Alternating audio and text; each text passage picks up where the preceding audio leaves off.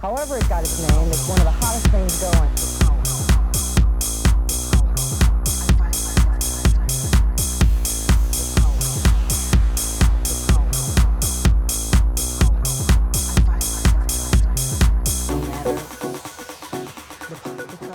It's hard to talk about electronic music without mentioning Detroit. This city was built up with factories during the Industrial Revolution, and where there's money, there's music.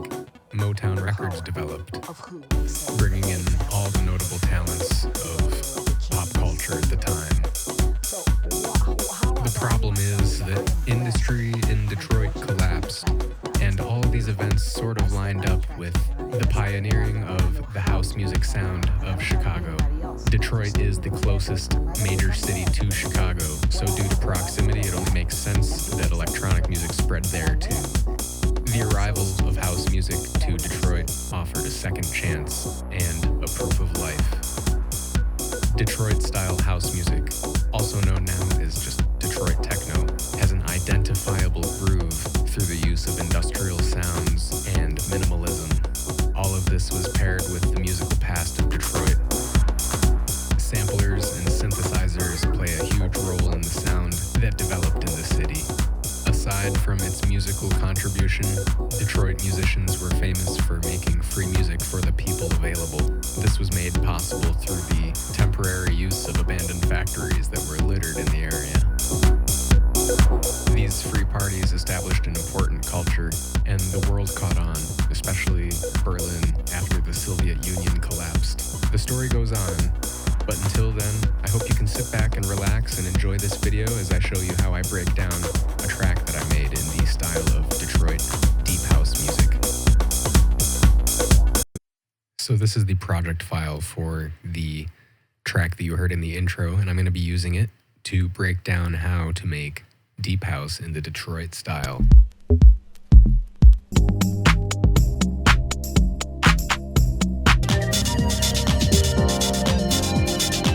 Using any specific reference track, but those were just a couple of things to show you what I'm going for. This is the live display screen in Ableton, and it's what I use to cook up 99% of the beats that I make. I visualize the arrangement of the beat horizontally, so I can trigger the row, and it would be different sections of the song, if that makes sense. Don't be alarmed by the amount of tracks that you see. I started with one track, and I added them one at a time as I went along. Before I get into the breakdown of the individual elements of this beat, I want to stress the importance of a good mastering chain to add to your beat after you're done to enhance your final product. If you happen to have Ableton, I can send you an Ableton chain. Just email me. For the sake of the breakdown of this beat, I'm going to leave this chain on while I'm showing you all the individual tracks. But what happened while I was making this was I didn't even have this chain on at all, and I was just trying to preserve headroom the whole time at about -6 dB, just like this. It sounded like this, but I had to jack my speakers all the way up because it's not that loud when you're peaking at -6 compared to what you're hearing on Spotify or YouTube, for example. When I was new at music production, no one told me that, and I had to find this out for myself, and it took a long time. I use this chain to enhance the track as a whole, EQ the track as a whole, and add loudness. Even an untrained ear could tell the difference that makes in enhancing a track. You can add this chain when you're like 75% done, but I always add it at the end because I like the dramatic effect it makes when I turn it on. Alright, so I started this track with the kick drum, and then I went on to the other drums just to ensure that I established a strong groove. I took 3 different kick drum sounds, a subby one, a distorted one, and like a clean, clubby one. And I layered them all together in instrument racks so I could trigger them all at once. And that was my one kick. I laid it 4 on the floor. I added a little bit of drum bus to make it pop a little bit. I added a limiter to make all the hits consistent. Then I added a groove too that I enjoyed. This is with it, this is without it. I can barely hear a difference, honestly. It's pretty subtle. but I temporarily froze the audio of that kick and I dragged it over to a new audio channel so I could work with that and then mute the channel that I just made the kick drum with.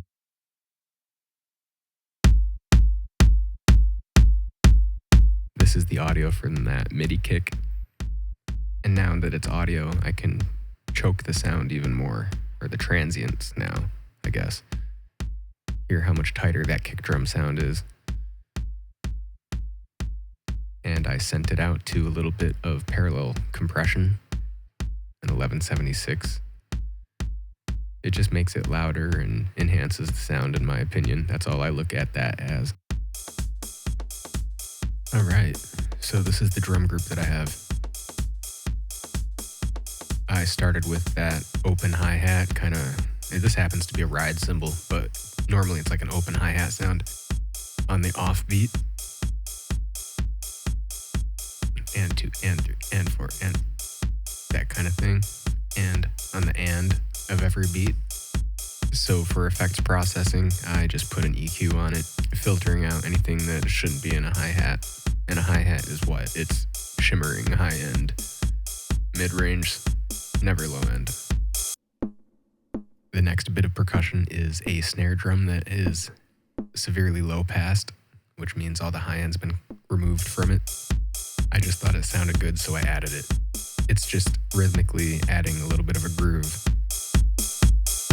It's a simple idea. Next, I add a closed hi-hat on the 2 and the 4 of the beats. Notice how those notes aren't lined up specifically on the grid. I was using my ears and just judging it based on that and what sounds good.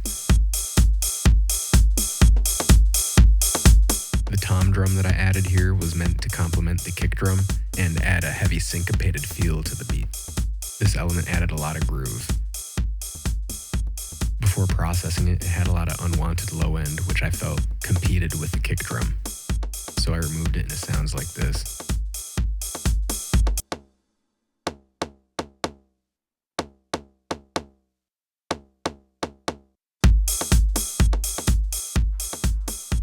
I think a really important element about house music and techno music is nailing the specific sound selection. And I'm not talking about using a sound that's on another record. I'm talking about choosing a sound that's gonna be best suiting the mix and doesn't have to compete too hard to be present. If you noticed a second ago, the clap was washed out with reverb. I turned it off to show you what the rhythm I went with was.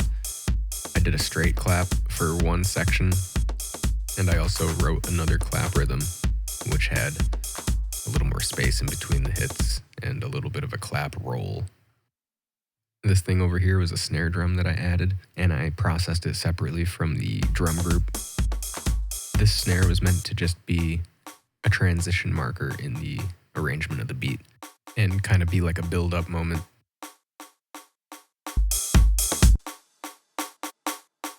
To process it, I just added a little bit of EQ, filtering out that low end, just so it couldn't possibly be muddy at all. Yeah, this is the real tension builder right here. It's just another section of the same snare that's going to come in later.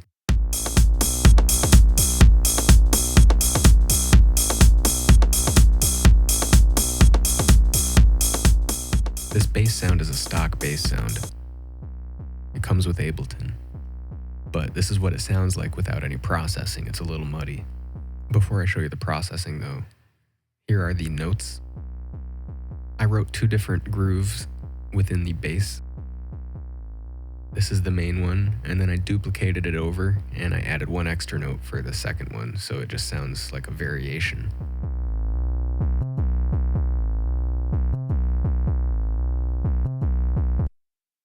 The chain for the bass was simple, so I added an EQ first and dipped that muddy area. I added saturation to get some volume back. And this compressor is just a sidechain compressor, which only works when the kick drum is playing. It's basically a pumping effect, which dips the sound out while the kick drum plays and then comes back after. You can control how intense that is. Next, I used this redux effect just to make the bass stand out a little more in the mix and add some higher frequencies.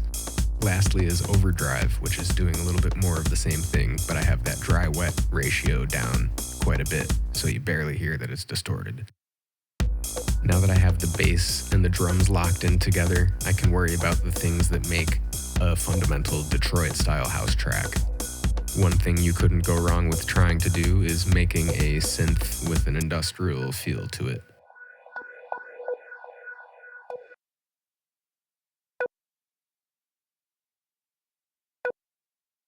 Alone, it just it sounds ridiculous, but it takes a little bit of a vision and having some effects to make it less boring.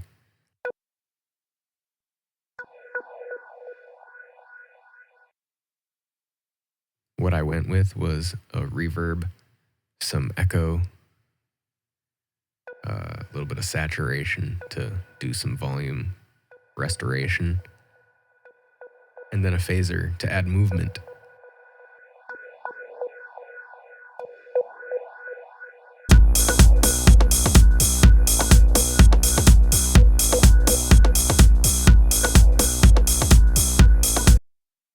Next was this reese bass sounding thing. It was also a sample that I was triggering with an instrument rack, just like the last sound. I thought it had a lot of potential too because I could turn this reese bass into a very industrial vibe with adding a very heavy reverb to it. In this case, it was a hybrid reverb. The trick was putting it low down in volume, so it wasn't a main element whatsoever. Next was this sweeping sound that was going down.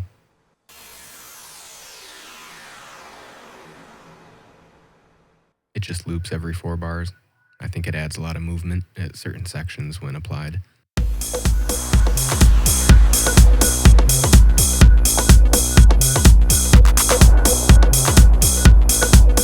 Next up was this sequency synth here. This little guy. It's kind of cute. So I made it from scratch and I'm really proud of that. It's just a wavetable. And I've put some effects on it to make it pop. But before that, in order to get the crazy rhythm and sequencer sound, I added 2 different arpeggiators which mess with the MIDI notes. I needed to get this sound to be crunchier so it could cut through the mix at such a low volume. A little bit of OTT, cabinet, reverb, overdrive, compressor doing sidechain stuff should do the trick. The 2 arpeggiators going off here is what I'm most proud about because they're kind of talking to each other, creating a unique rhythm.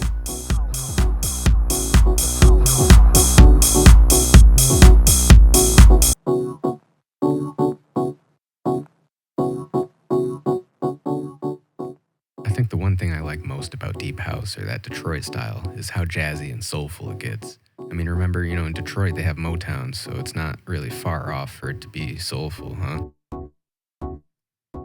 I didn't want to do too much, but I just made these simple electric piano chords out of a stock sound. Right there. Like an organ sound, I guess, not electric piano.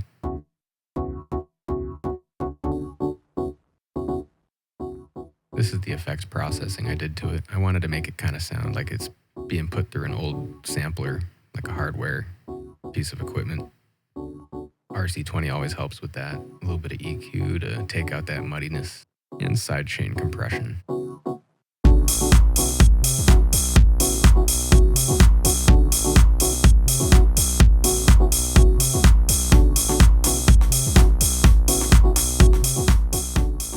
I was almost done with the track. I knew that, but it was still a little boring, so I wanted to make something that would just tickle the ear a little bit. So I was in search of a talking acapella that I could manipulate. Because I find myself attractive, I'm healthy, and I'm talented. I can stand with anyone, no matter the color, and no matter the power of who. Like, say, example, if it was the daughter. I went with Tina Turner because earlier that day I was just listening to a lot of Tina Turner songs and like Bonnie Tyler and stuff like that, just on a kick. So I was just going with what was fresh in my head, and I advise you to do the same, especially when looking for samples. And I went with that. And so it's two things that I would have to say.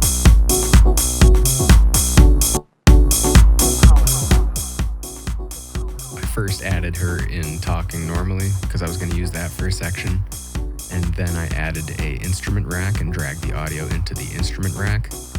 You have to change the mode to slice, and you also have to change the slice by setting to manual so you can set the markers where you choose and trigger individual words. I use my keyboard to do that. The power. I find myself attractive. The power. This is without effects. The This power. is what I was using to The power. write the rhythm. The power. The power. The power. I find myself attractive. The effects processing was the series of 3 echo delays that you see below. The power.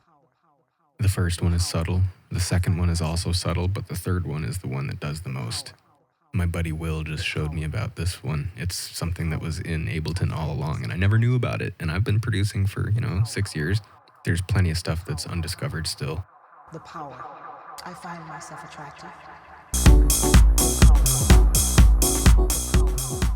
I was liking how it sounded because it's obviously a nostalgic voice, but there's a futuristic vibe to it, and that's the embodiment of deep house, I believe, too. That Detroit style is reminiscent of the past, but still feels like it came out of a time machine from the future. Once I was done adding any new musical elements, it was time to move on to the arrangement process of this beat. From this live screen, I just recorded a series of loops and played around with different sections here. I could then go in and manipulate it even further by deleting sections of things or automations, but I don't do any automations in the case of this track. I spent a good amount of time jamming and had a pretty good idea of what I wanted for the final layout of the arrangement. Despite the fact that this genre is built on repetitiveness and looping elements, I wanted there to be subtle transitional moments and many different variations on the groove. I believe that approach made it possible to make this an interesting track without automations.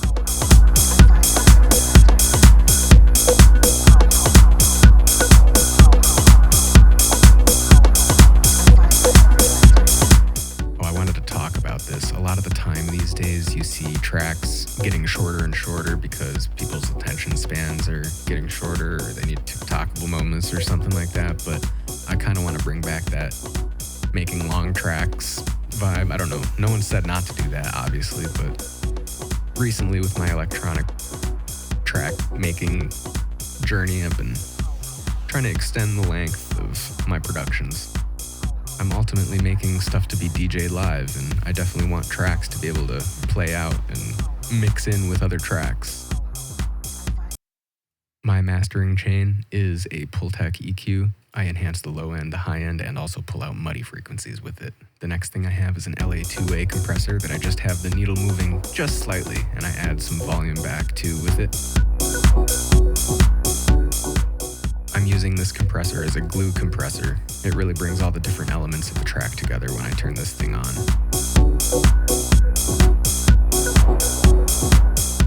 The next move is the utility stock plugin. I'm just turning all the bass frequency mono so I don't have any unnecessary muddiness.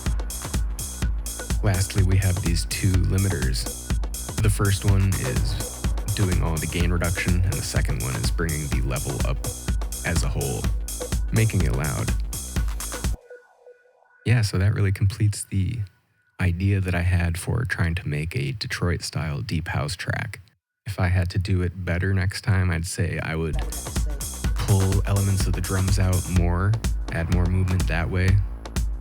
I would also turn up the bass or make it sound, or make it cut through the mix more. If anyone has any tips for me, feel free to leave those down in the comments as well.